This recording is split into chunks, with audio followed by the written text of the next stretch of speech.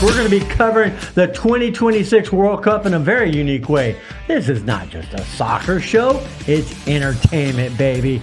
We're talking about the country, their history, plus iconic Texas places to visit while you're in DFW areas. One of those is Peticolas Brewery, voted number one. Not two, not three, number one, baby, in the area for soccer fans. We're honored to have the owner, Michael Peticolas, on set. Number one. Thanks for having me. Excited for World Cup. Let's do this. Number one. That's pretty awesome.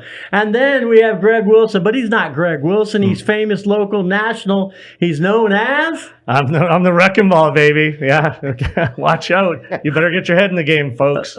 I like that. Plus, legendary Mark Elvenbein, DFW Airways, 36 straight years. Unbelievable. Look, I'm glad to be here. World Cup is in Dallas, baby. Let's go. That's incredible. Now we also go live. We're out to Orlando. Award-winning photographer Marcelo. He will share with us some of his incredible soccer photos and stories. Thanks for coming on. Thank you. Super excited to go to Dallas for the World Cup. Oh, it's going to be awesome. And something we've never said before on the show. We've said before, we've said live from New York. That's true. This time we're saying live from London. This is London. This is incredible. Adam Hurrey from The Athletic is with us. He covers England soccer, and they're coming to Dallas. What do you think? Thanks so much for having me. Hello, Dallas. You almost sound like you're actually excited for some soccer, which I'm really, really impressed with. I know we are. And we just love the accent. That's the only reason you're on our show. All right, because we don't have, you just already sound smarter than us. All right. I know, but that's okay. We'll come to terms with it. It's all right. Once you start speaking, we'll realize you're not as smart as us. Okay. But first, Dallas isn't just one of 16 hosts. It landed one of the most stacked fields in the tournament. Look at this, folks. Argentina. Oh my gosh, with Messi, the defending champs. England. We've got Netherlands, Japan. Look at all the history here. Wow. Croatia, Austria, Jordan. Oh, this is incredible. All these great teams are coming to the World Cup. This is a very stacked field. Croatia, the runner-up. Austria, Jordan. We got all these going here. All right, here's the schedule coming up. I'm not going to read all these. That's too much stuff. There, you can see it right there. There's the group stages right there. Pretty impressive stuff. That's a heck of a start right there. Isn't it? Netherlands and Japan? Packed. Unbelievable. We lucked out. Have you ever seen anything, Peticolas? You follow Dallas soccer. got the cream of the crop when it came to host cities. It's pretty awesome. But is Texas ready for this? You know, we are a football state, but are we a football state? Say what? It's like having 104 Super Bowls. I mean, it's all the games won't be have quite the Super Bowl feel around it, but a lot of them will. Around the world, you might ask somebody in some places Super Bowl, and they might say, I don't know, FIFA World Cup, and they say, oh, absolutely. I guess it's a little bit like, you know, on the one hand, if you like the little indie band and you saw them at the little club, you know, but all of a sudden now they're U2 and they got bigger, you know, and it's sort of like that. It's like, you know, it's kind of mine before, but now it's everybody's, and there's something kind of cool about that. But no, it's really been great to see the growth. It's funny because we used to give him grief. He covered soccer big time in 94, and we're like, why are you covering soccer? We cover the Dallas Cowboys. We're big time. It's kind of funny when you think about that now. Oh, yeah. I mean, I look at where I come from. I mean, I'm most known for football, you know, football fandom and everything else. But the thing about the World Cup, it's different. I mean, it's national pride. It's not city pride. Mm-hmm. It takes it to a whole different level, and everyone loves to get behind that. Yeah, and one of the greatest players, as you know, coming here. What do you think of Messi? Oh, come on. We're going to get to see him live, not once, but twice. I mean, it really doesn't get any better than that. Argentina, defending champ, probably the favorite to win it all again, or at least top two favorites. Can't wait. I cannot wait. I want to jump out of my skin. I'm so excited for this World Cup to get rolling. It's going to be great. And you know what's really cool is you got some of the greatest players in the world, but as Wrecking Ball said, the passion. I know. The passion of the countries and the music and the crowds in Dallas. It's going to be amazing. Oh, it's a different feeling. It's a different feeling that Dallas will ever have experienced before. That national pride and that, you know, the number of fans that are coming here, it's going to be unheard of. It's going to be off the hook. It's going to be nuts. You talk about passionate fans and the crazy fans. They come from England, right? We go live now to Adam Hurrey. What about your fans in England? Tell us what they're really like up there. What are they called? Well, I mean, they're the most authentic football fans you're going to find. We invented this game, so we have the most authentic form of soccer fandom in the world, I would say, and a lot of that is down to sheer pessimism. Other countries do passion a lot better than we do. Marcelo will tell you about that. Brazilians can do soulful football fandom better than we can. But we're all about realism and pessimism and authenticity. I think you'll see a lot of that from England fans over there, and perhaps Scotland fans as well. They'll be just as entertaining for you. Pessimistic, I like. All right, let me ask you something. You were there when it was announced that England was coming to Texas. What was the reaction over there, and what do people think of Texas?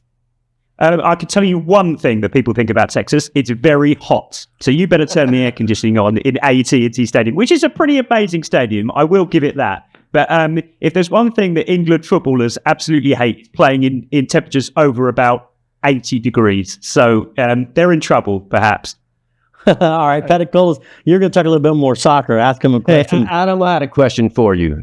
In the highly unlikely event that England actually finally pulls it off, what is the scene like in London, in England, and who becomes the overnight sensation for unthinkable reasons? Well, okay. So the scenes in England, so in the very centre of London, there's a place called Trafalgar Square, which has a fountain right in the middle of it. And I guarantee that if England win the World Cup, there's going to be dozens of people diving into that fountain in sheer ecstasy. And as I've already established, I'm a realist, I'm a pessimist. England won't win the World Cup. It just simply cannot happen. I can't fathom it. Right. No one in this country can imagine it happening as close as we have got in recent years. So we'll get to the semi-finals and we'll be happy with that. But if it happens, unthinkable happens for the first time in 60 years, the scenes over here will be absolutely indescribable. I love your honesty. Who's the overnight sensation though if it happens? The overnight, well, we don't really have any kind of sort of stars coming through. We've got established people who perhaps are going to do it for us. You've got someone called Harry Kane, who you would love, by the way. He's the record goal scorer for the England national team, but he has his eye, when he retires from soccer, he has his eye on becoming a kicker in the NFL. And I can sort of imagine him doing it. He's got an incredible right foot. And he'd be a great kicker. And it's like, I don't think you guys would pay him enough to be a kicker. It's like Brandon Aubrey came from soccer. Marcelo, he's being so honest. You told me something honest about England. What were you going to tell him what you thought of England and their team? The hooligans, actually. The fans, they're gonna agitate the city for sure. But the most important thing about England is I think they're gonna flop. I don't think they're gonna make it to the semifinals. I really think it's gonna be quarterfinals at best. So that's a long run. Trust me. Hey, at least he was awesome pessimist, so at least y'all fit together. But you know what he actually said off camera? I'm going to go and tell him, Marcel, I hope you're going to find it. Sure. He said, what did you think of England? Because I'm not a soccer guy. These guys are. And I said, what do you think? He goes, England sucks. They got no cannon. Right, Marcelo, you should have said, honestly, what you really thought. What did you... Well, we talked about the passion, and everybody knows England's going to be one of the teams to keep an eye on. And I know there's a lot of drinking and singing and passion in the fans. But when you come to Texas, it's all about Tex-Mex and barbecue. What food are you guys looking to taste the most when you get here? I'd love to be coming here, but an Englishman is never scared of some meat. I can tell you that. So bring that on. I'd eat barbecue all day and every day if I could. I'm going for sure to Dallas, and I'm a barbecue guy. So you guys be sure that I'm going to taste everything possible and the time that I'm going to stay the whole month. I'm going to cover all the World Cup from Dallas. So you guys, I guarantee they're going to try as much as I can. You got to try Mexican food. Last question, and then we'll let you go, Adam. You got the last one, Wrecking Ball. So are the hooligans really going to show up? Let's face it, hooligans can't afford to fly here to Dallas. I mean, that's kind of a different phenomenon. That's your bar-to-bar, pub-to-pub kind of reaction. Are you going to get those passionate fans getting on the plane, making it out? Do you think they're going to show up? Well, I mean, there's two reasons why it's not going to happen. One, hooliganism is about 20 years out of date. It doesn't happen anymore. And two, if there's one thing that FIFA have successfully done with this World Cup already, it's priced out any potential hooligan. No one's going to be able to afford to go over there and make any trouble. And also, I don't think Trump-era America is the place to be causing any trouble these days anyway. So, no, you'll be getting the cream of the crop. The absolute best Englishman possible coming over to your country next summer. All right, look what he put on for you, just for you.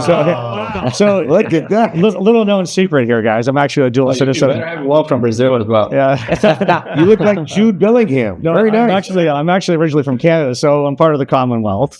So I will. We don't have USA playing here during the group stage, so I'll be supporting you guys. So, Adam, we told you we were going to let you go. My producer said, this guy doesn't suck like the team does, so if he wants to stay on a little long, you got 5 more minutes, or do you need to go? I'll give you 5 more minutes. No problem at all. Okay, they said you didn't suck, so you can stay on the air. Okay, so now let's go with someone that doesn't suck. Someone's actually famous. Y'all realize Wrecking Ball here is one of the most famous fans, not just in Texas, but all over the world. Check this out. This is amazing. Look at him there. That was the win. When did this take place? Well, it just took place during the announcement of the. We all just basically found out where we're going to be going for this World Cup. Where are we going to be traveling to? Where are we buying our game tickets to? And then, that was on. I think that was for the NBC Nightly News, and then was also on the Today Show. And then what about the other one with President Trump? Okay, so President Trump, that was actually done at the end of a Cowboys game. That was no, President Trump was different. That was actually done during DC. Yeah, it was that, but that was just done as a roll up. I wasn't expecting that. That was just sort of, I guess I looked kind of Trumpy. So it's funny. I think I had So the thing is, whenever you do a USA kind of situation like this, you're kind of overt, and I think that's kind of synonymous now with the Trump the Trump faction. That seems to happen a lot to you, man. It's weird. It's like this is a walking billboard for passion and pride. So if you want to get notices, you know that, Michael. You've seen me around.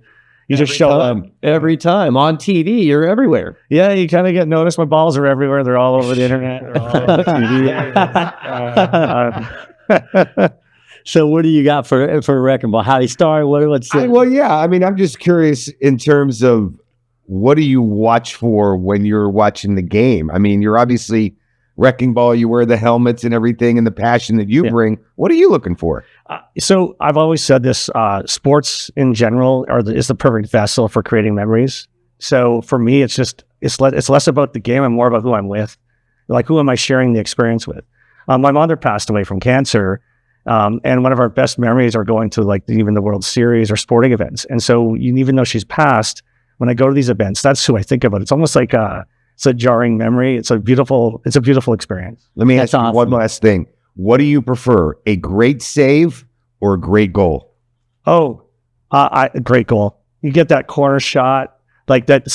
It's impossible. The bender. Yeah, just you cannot get it. And comes out of nowhere. It's something so spectacular, and you see that net just freaking move, and it's just like the crowd, the oscillation of the fans, everything. It's just something so magical about those crazy, unbelievable shots. Adam, what do you think about when you watch soccer? What excites you the most about watching the game? I think Wrecking Ball's got it spot on. It's all about the goals. And I'm glad that he brought up the rippling of a goal net, because USA 94, the last time the World Cup was in the US, they had the best goal nets ever seen in soccer. They billowed like goal nets have never billowed before. So if there's one thing you guys can do, it's goal nets. So it's just about the rest of it. Marcelo, what about you? What's your fondest memory? What do you love about soccer? Okay, so as a Brazilian, soccer is more important than religion or politics for all of us in the country. So it's magical. We live from World Cup to World Cup. Brazil is the only team in the world that has participated in all World Cups that ever happened, and we're keep it going. So I remember when Brazil won the 4th World Cup. I was 10 years old, if I'm not wrong, and the commentator on the mic was amazing, screaming that we won the 4th competition. This is was one of the most memorable World Cups that I have watched, and it was in the US, and we had one amazing game against Holanda. Guess where? In Dallas. Yeah. Brazil won a very complicated game. The decisive goal was from a free kick, if I'm not wrong, and our striker, which was Romario, he had to dodge from the ball, and the ball ended up in the end of the net. It was an amazing World Cup of 1994. It was very special for me. It was the first time that I saw Brazil winning, And winning the World Cup is not for everybody, as you guys are aware by now. It was a very special moment. Oh, y'all are getting back at zinger. Hey, I'm gonna bring up one last point with you, and then I want to go back to these guys. But Marcelo, you're not telling a very important part of your life and your story. Tell them about your dad and some Brazilian soccer player. My father was a photographer as well, and he was a photographer for Brazilian president back in his time. And he has photographed some big names like Pelé and back in his time. So it's not coincidence that I'm a photographer. It happened. But my dream was to be a soccer player. So I took the second route because it was what was left for me, I guess. But my father was a photographer, and he covered news for the press and everything. And he has covered all the Brazilian legends as well. I mean, Pele. And you got a dog name. Oh, gosh. Yeah, that's my... Look, I live, eat, breathe soccer. Yeah, my dog's name is Pele. Maybe, hey, Marcelo, come do a photo shoot of him and his dog. Yeah. Wearing the Brazilian collar and everything. Although she's a German, miniature schnauzer. So it doesn't make a lot of sense, but still.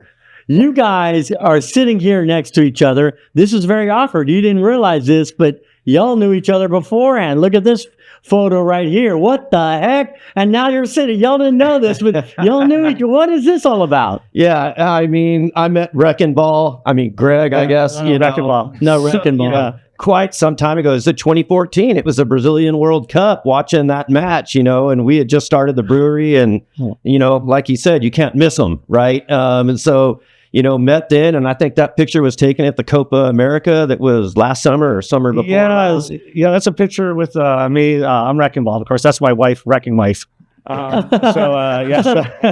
So she just thinks, she loves the experience too. She just thinks I'm getting a big head a little bit. I mean, look at this is the exact example, right? Just the fans get together and there's a passion, and I think there's that fun that you can't describe. And we've met each other even at Trinity Hall for watch parties. And absolutely. Two quick questions about you guys, and we'll go back to them. How many World Cups have y'all been to? Oh, I've only been to one in person. One I went to Moscow for that World Cup, even though the United States wasn't there. It supported our friends to the south, and it was an amazing experience. And Peticolas, you go all the time. This is going to be my 5th World Cup. Amazing. I fell in love with the first one in the United States. That fueled the fire to go, as Greg mentioned, there's just nothing like it. The feeling is different. The atmosphere is different. You just really cannot beat a World Cup match. And Adam, the answer to the question is Pickford. If England were to win this thing, Pickford is going to be a legend for all time. So I don't think it's going to happen, but he's my unsung hero for England. Maybe not unsung hero, may not be the right term, but that guy will be a legend. Wow. Free fish and chips for the ways. Well, fair enough. I know. And you guys, how many World Cups have you guys been to? Brazil, 2014 as a fan. Okay. I went to Germany in 2006. Okay. I would love to have been at USA 94, but unfortunately, the big problem with USA 94 is that England didn't qualify. So that's a massive problem. Oh, ouch. The United States did. But we're the home team. Yeah, that's true. It counts. It doesn't matter. It counts. And right? We did great too. And Adam, don't worry about the heat over here. I mean, your balls are going to get a little bit hot, but that's about it. Oh, God. I look forward to it. Oh, my God. The World Cup is the ultimate opportunity for great photographers like Marcelo to showcase their photos. The epic pic of Messi and Neymar together was taken by Marcelo. Check that out. When did you get this? Wow. It was in a game if I'm not wrong, it was in Portugal for the Champions League. It was Benfica versus Paris Saint-Germain.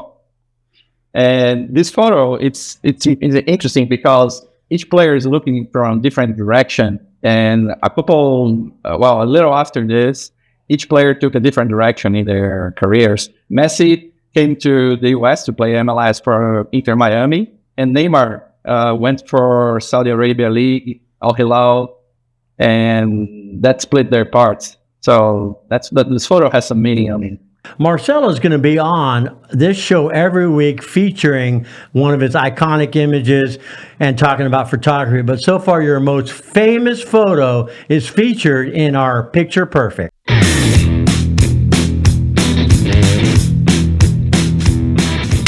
The day I took this picture, I was on the phone a couple hours before going to the stadium, talking to my best friend, and I told him that it was raining so much and how hard it is to work under this condition. And I told him the way that I am lucky, Ronaldo would probably score a goal and run in my direction with the arms wide open in the rain. And that's precisely what happened in the picture. And I had like 3 or 4 seconds to frame and take the shot. So I just grabbed my gear and left the stadium because I knew I had made probably the best picture of my entire career at that point. I knew that I would win something with it as I won the World Sports Photographer Awards in 2024.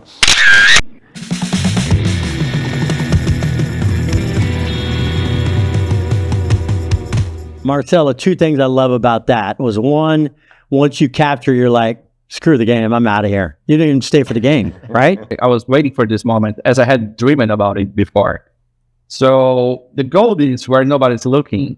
To photograph someone unique as Cristiano, the way that I did, every single camera is pointing at him most of the time of a soccer match.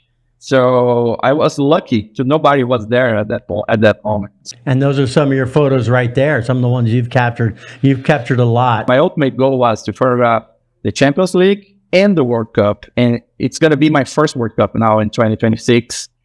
I'm super excited to be in Dallas for the entire World Cup. I'm going to be based in Dallas. Dallas is an amazing city. I've been last week in the FIFA draw for the World Cup. I have the privilege and the honor to photograph President Trump for the first time. I photographed other chief of states as well, like the Mexican president and the prime minister of Canada. And there's the pictures right there. You were front row. They put you right up there, right? Yeah, I mean, I have to conquer my space on media, and I'm doing a very serious work. I've been working really hard to be in those spaces, to occupy those spaces, and I do it with a lot of pride. I'm super happy to be in those events, and I feel like privileged to have the opportunity to photograph my first World Cup on my 5th year as a sports photographer. This next story is just for Adam because you were talking about Texas. We'll go to an iconic place in Billy Bob's in Fort Worth. We're at Billy Bob's for the World Cup. And it's got to be at Billy Bob's, doesn't it? Absolutely, world's largest honky-tonk.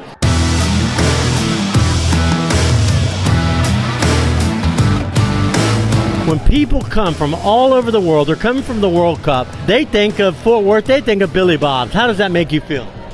Lucky. See, this was the horse barn for the stock show. About 1955, discount department store took it over, and all they did was just pave the way it was. Billy Bob bought it and opened it up as the world's largest honky-tonk. Are you proud to have Billy Bob's be a part of the World Cup? I'm just not even proud, I'm honored because it's one of the biggest things that happened in the Dallas-Fort Worth area. Do you country dance, sir?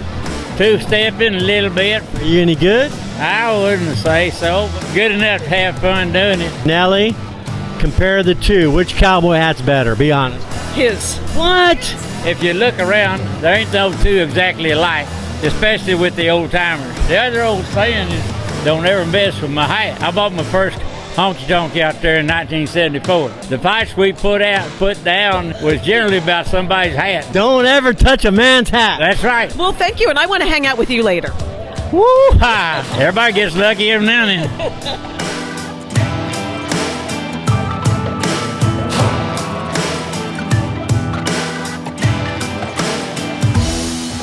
Adam, thank you for coming on, man. That's what Texas is all about right there. We appreciate it. Sorry we kept you so long. Not at all. I got my first taste of honky tonk in Nashville last year, so I'm a fully signed up fan. So yeah, that sounds fantastic. I'd love to be there. If I can make it, I'll make sure I get down. Maybe we'll fly you out. That sounds great. Now he's seen it. Thank you so much, guys. Hey, thank you. By the way, the lead-in was supposed to be about Nelly Shudo. She's gonna be doing that every week. She's a longtime actress. Credits alongside of Leonardo DiCaprio, Martin Scorsese, and for over a decade has covered Dallas restaurants, bars, and events for CBS 11. All right, final comments. We'll end with you, Marcelo, to end it, but we'll start with you. I don't even know if people understand what's coming. The tidal wave of passion from other countries is something that's going to completely dominate this city, the country. Names that we've never heard of are going to be on the tip of our tongue. And it's kind of weird. It's like, this is like the calm before the storm. I don't know, Marcelo, you're not going to like this. I think the most overrated team in the tournament is perhaps Brazil this time. Since that last World Cup in 2002, it's been quarterfinal city, except when y'all hosted it. And Germany gave them a tough 7-1. Remember, in 1994, we were in the same position and we won, right?